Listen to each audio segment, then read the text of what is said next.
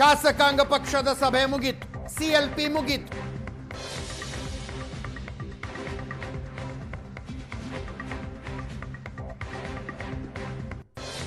ಇನ್ನೇನು ಅಧಿಕೃತ ಘೋಷಣೆಯ ಸಮಯ.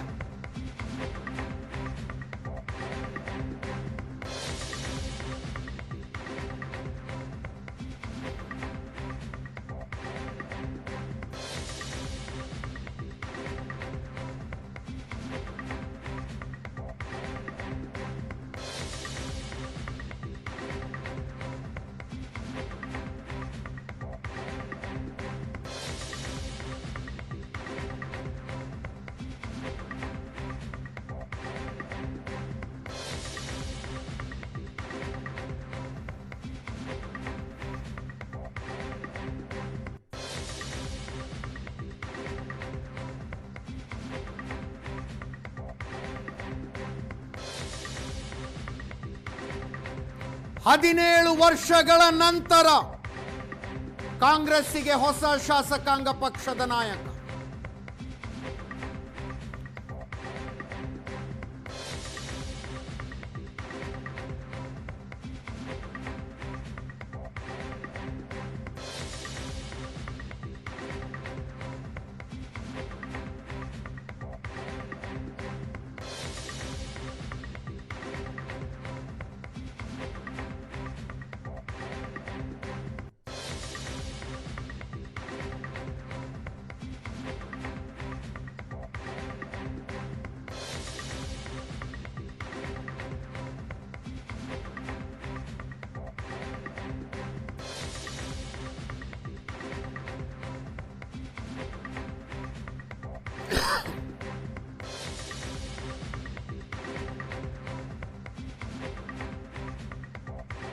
ಶಾಸಕರುಗಳಿಗೆ ಸಿದ್ದರಾಮಯ್ಯನವರು ಧನ್ಯವಾದ ಅರ್ಪಿಸ್ತಾ ಇರುವ ಫೋಟೋ ಹಾಗೂ ಡಿಕೆ ಶಿವಕುಮಾರ್ ಅವರು ಧನ್ಯವಾದ ಅರ್ಪಿಸ್ತಾ ಇರುವ ಫೋಟೋ ಎರಡನ್ನೂ ನಮ್ಮ ಸ್ಕ್ರೀನ್ ಮೇಲೆ ನೋಡ್ತಾ ಇದ್ದೀರಿ. ನಿರ್ಗಮಿತ ಮುಖ್ಯಮಂತ್ರಿ ಮತ್ತು ನಿಯೋಜಿತ ಮುಖ್ಯಮಂತ್ರಿ. ಟೆಕ್ನಿಕಲಿ ನಿಯೋಜಿತ ಮುಖ್ಯಮಂತ್ರಿ ಅಂತಾಗೋದು ರಾಜ್ಯಪಾಲರು ಸರ್ಕಾರ ರಚನೆಗೆ ಆಹ್ವಾನ ಕೊಟ್ಟ ನಂತರ. ಅದು ಖಚಿತವಾಗಿರೋದ್ರಿಂದ ಈಗಲೇ ನಿಯೋಜಿತ ಮುಖ್ಯಮಂತ್ರಿ ಅಂತ ಇದ್ದೀವಿ.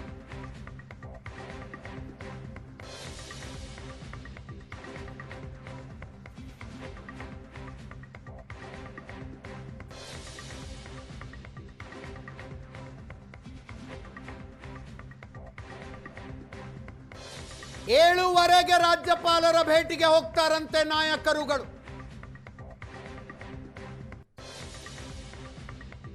ಪತ್ರಿಕಾಗೋಷ್ಠಿ ಮುಗಿಸಿ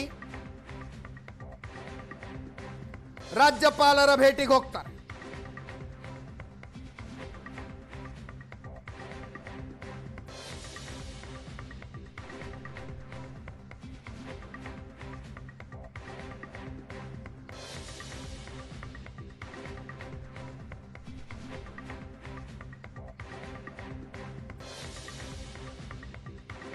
ಏಳುವರೆಗೆ ರಾಜ್ಯಪಾಲರು ಧರ್ಮಸ್ಥಳಕ್ಕೆ ಹೋಗ್ತಾರಂತೆ.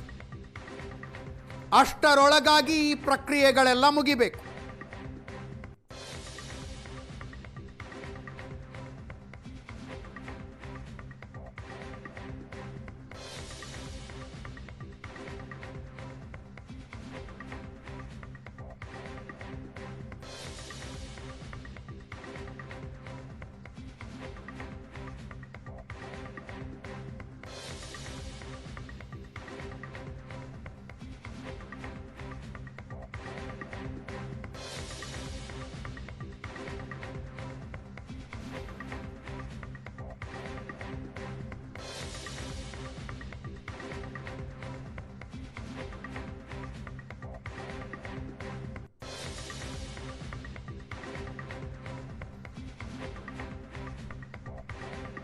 ಆರು ಕಾಲ ಆಗ್ತಾ ಇದೆ ಸಮಯ.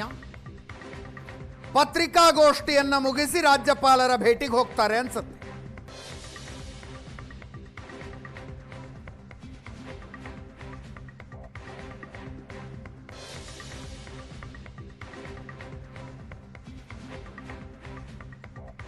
ಶಾಸಕಾಂಗ ಪಕ್ಷದ ಸಭೆಯ ನಿರ್ಣಯಗಳನ್ನು ಅಧಿಕೃತವಾಗಿ ಮಾಧ್ಯಮದ ಮೂಲಕ ಜನರಿಗೆ ತಿಳಿಸಲಾಗುತ್ತೆ.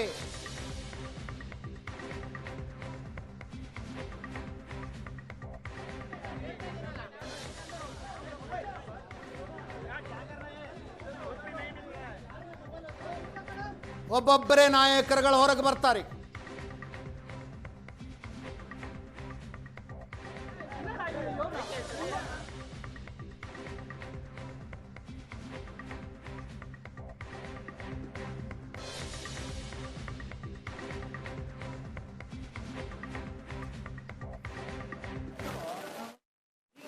ಲೀಡ್ ತಗೊಳ್ಳೋ.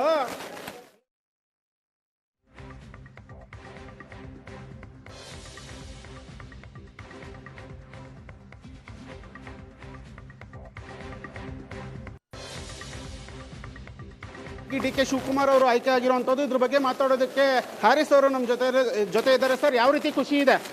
ತುಂಬ ಸಂತೋಷ. ಒಳ್ಳೆಯ ಒಂದು ತೀರ್ಮಾನ. ಪಕ್ಷದೊಳಗಡೆನೆ ಭಾಳ ತಾಳ್ಮೆ ಸಮಾಧಾನದಿಂದ ನಾಯಕತ್ವದ ಬದಲಾವಣೆಯನ್ನು ಮಾಡಿದ್ದಾರೆ ಸನ್ಮಾನ್ಯ ಸಿದ್ದರಾಮಯ್ಯನವರು ಹಾಗೂ ನಮ್ಮ ಪಕ್ಷದ ಅಧ್ಯಕ್ಷರು ಡಿ ಕೆ ಶಿವಕುಮಾರ್ ಅವರು. ನಮ್ಮ ಪಕ್ಷದ ಎಲ್ಲ ನಾಯಕರುಗಳು ಸೇರಿಕೊಂಡು ಒಂದು ಒಳ್ಳೆ ರೀತಿಯಲ್ಲಿ ಈ ಒಂದು ಅಧಿಕಾರವನ್ನು ಸಿದ್ದರಾಮಯ್ಯ ಅವರಿಂದ ಡಿ ಕೆ ಶಿವಕುಮಾರ್ ಅವರಿಗೆ ಕೊಡುವಂಥ ಒಂದು ಒಳ್ಳೆಯ ಒಂದು ಕಾರ್ಯವನ್ನು ಮಾಡಿದ್ದಾರೆ. ಸರ್, ಸಭೆಯಲ್ಲಿ ಏನೆಲ್ಲ ಮೇಯ್ನ್ ಆಗಿ ಏನೆಲ್ಲ ಆಯಿತು? ಏನಿಲ್ಲ, ಸಿಂಗಲ್ ಲೈನ್ ರೆಸಲ್ಯೂಷನ್ ಹೈಕಮಾಂಡಿಗೆ ಬಿಟ್ಟರೆ ಹೈಕಮಾಂಡ್ ಡಿಸಿಷನ್ ಕೊಟ್ಟರು, ಅದನ್ನು ಫಾಲೋ ಮಾಡಿದ್ವಿ ಅಷ್ಟೇ. ಡಿ ಕೆ ಶಿವಕುಮಾರ್ ಅವರ ಕ್ಯಾಬಿನೆಟಲ್ಲಿ ನೀವು ಕೂಡ ಇರ್ತೀರಾ? ಹೇಗೆ ಇರಬೇಕು ಅನ್ನೋ ಆಗ್ರಹ ಆಸೆ ನಮಗಿದೆ. ಪಕ್ಷದ ತೀರ್ಮಾನ ಹೈಕಮಾಂಡ್ ತೀರ್ಮಾನ. ಏನು ಇದಿಷ್ಟು ಹ್ಯಾರಿಸ್ ಅವರ ಮಾತಾಗಿರುವಂಥದ್ದು. ಕ್ಯಾಮ್ರಾ ಪರ್ಸನ್ ಮಹೇಶ್ ಜೊತೆ ಚೇತನ್, ಏಷ್ಯಾನೆಟ್ ಸುವರ್ಣ ನ್ಯೂಸ್.